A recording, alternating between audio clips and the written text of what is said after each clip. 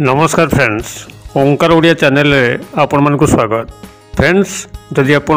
कौन सी उदग्र जितखोर प्रकृतिर पुरुष व नारी को निजर बसरे आने चाहती, मात्र आपंकर कौन सी तंत्र मंत्र ए दिगरे आपको साहाय्य करि पारु नाही किंबा आपंकर सतत प्रयास सत्वे से पुरुष व नारी आपंकर वश्यता स्वीकार करि पारु नाहंती, तेबे आज क्षुद्र भिडियो प्रदत्त मोहिनी उपायटी को अनुसरण करंतु एवं किभली चमत्कार घटुची मते कमेंट बॉक्स रे लिखंतु। जेभली उदग्र प्रकृतिर पुरुष व नारी होइथांतु ना काहेकि आपनकर संपूर्ण वश्यता स्वीकार करिवो एवं आपनकर प्रत्येक कथा को मानि चलिवो। तेबे ए स्वतंत्र शक्तिशाली मोहिनी प्रयोगटी को आपण मानक सह शेयर करिया पूर्व क्षुद्र निवेदन, जदि आपण आज प्रथम बार करके चैनल रे पाद दैचंती एवं यही कंटेंट आपन रुचि रोचे तेज चैनल कर लाल कलर सब्सक्राइब बटन क्लिक करी बेल आइकन क्लिक करी ऑल नोटिफिकेशन पर क्लिक करी चैनल टी को सब्सक्राइब कर कि आम जिते आपण सेवार यही तंत्रमंत्र वीडियो अपलोड करूँ तार सर्वप्रथम नोटिफिकेशन आपण पाखे पहुंचो एवं से सब को आपण मैंने सर्वादू देखिकी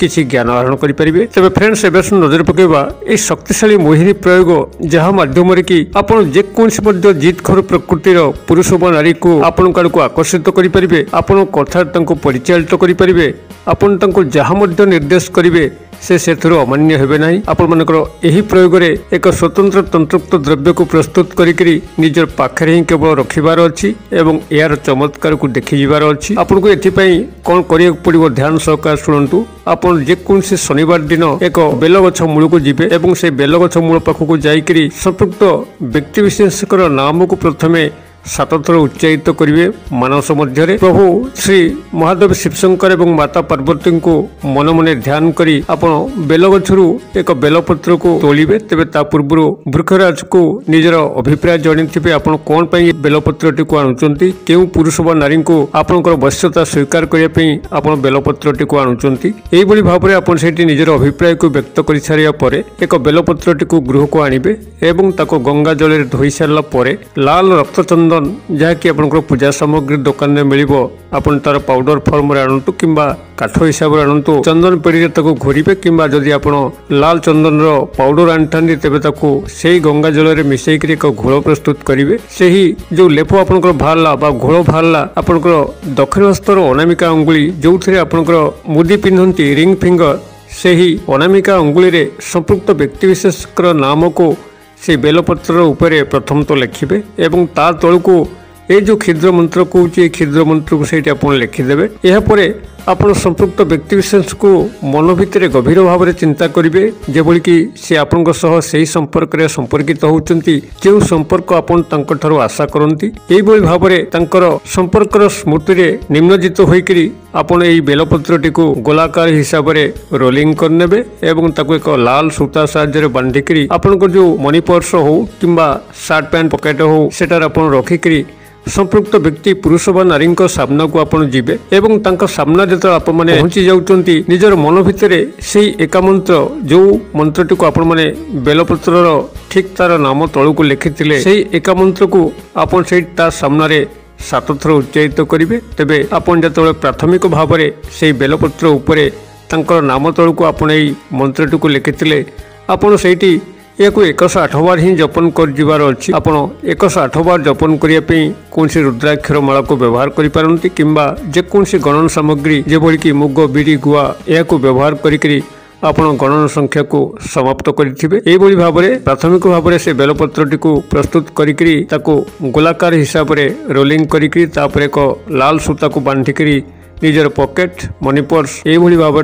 सांगे रखिकी जाइथिबे एवं तांकर सामने पहुंचला परे सेही एका मंत्रटी को आपण सेठी मन मन 7 थर उच्चारित करिवे एवं यार परवर्ती प्रतिक्रिया को लक्ष्य करिवे। आपनकर कोनसी मध्य किसी अभिप्राय प्रकाश करिवार नाही, से व्यक्ति नारी हो बा पुरुष आपण को ढलिया पे लागिवो, आपण को अनुसरण करिया पे लागिवो, आपनकर प्रत्येक कथा को मानि मानि चलिवो। तेबे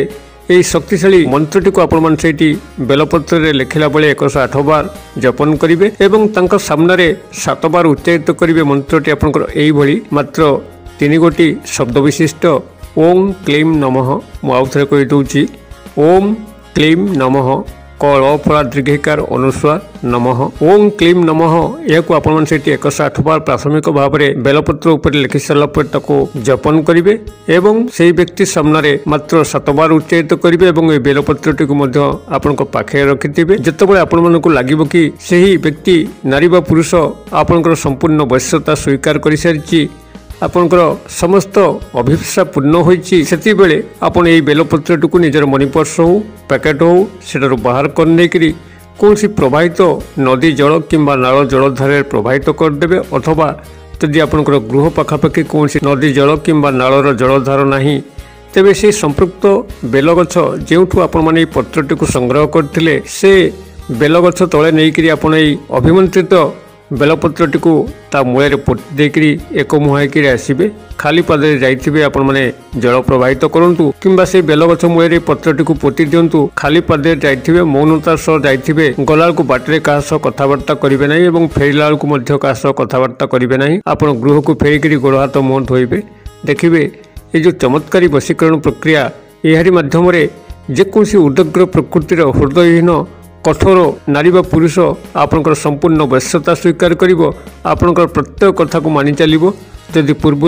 अनेक बार आपण प्रयास करिसंती से व्यक्ति नारी बा पुरुष को करायत करिया पई एही एकमात्र प्रकृष्ट माध्यम आपण एहरी माध्यम रे तांको संपूर्ण वैश्यता स्वीकार करिकरी आपणकर जे कोनसी स्वार्थ सिद्धि करि परिबे तेबे मन रखिया पड़िबो से बोली कोनसी मंद स्वार्थ सिद्धि जहाँकि आपणकर लाभ होकर सब विशेष क्षयक्षति हो जद्वारा कि जीवन विपर्यय हो कि आखि को लुह आसू ये कौन हीन मंद स्वार्थ उद्देश्य आपण मैंने जदि या प्रयोग करती हुए तो प्राथमिक भाव में आपण मैंने सफल होबे मात्र जितेबाला आपण मैंने यही क्रियाटी को बेलगछ सह करुँच देवदेव महादेव शिवशंकर और माता पार्वती आशीर्वाद भिक्षा करुँच कौन हीन मंद स्वार्थ जहाँकि कौन व्यक्ति नारी बा पुरुषकर से अनिष्ट करूँ कले आपन देवदेव महादेव माता पार्वती रोषर शिकार हेबे एवं आपनकर व्यक्तिगत क्षयक्षति हम अतएव से स्थान में यह प्रयोग करूँ जोटि आपनकर कल्याण घटो कहारी कौन क्षयक्षति हम ना जदि पारिवारिक स्वार्थ दृष्टि व्यक्तिगत स्वार्थ दृष्टि कौन नारी बा पुरुष को आप करायत करने चाहते जहाद्वारा कि आपनकर व्यक्तिगत कल्याण घटो मात्र से व्यक्तिंकर कौन क्षयक्षति हम ना तेबे ए क्षेत्र में आपण मैंने प्रयोग करूँ अथवा जदि कौन पुरुष व नारी संसार भांगी जाऊँगी कौन उदग्र कठोर प्रकृतिर स्त्री तार स्वामी को चाहूना कि कौन से भल स्त्री तार स्वामी अमानिया होकर अबाटे जाऊँगी ताको संपूर्ण वश्यता स्वीकार कर परिवार को गठन करने आपण मैंने एक कल्याणकर हिसाब से प्रयोग करूँ कि कौन शत्रु जे कि आपको से हैरान कर चली आपको आदौ बंचे दौना तेबे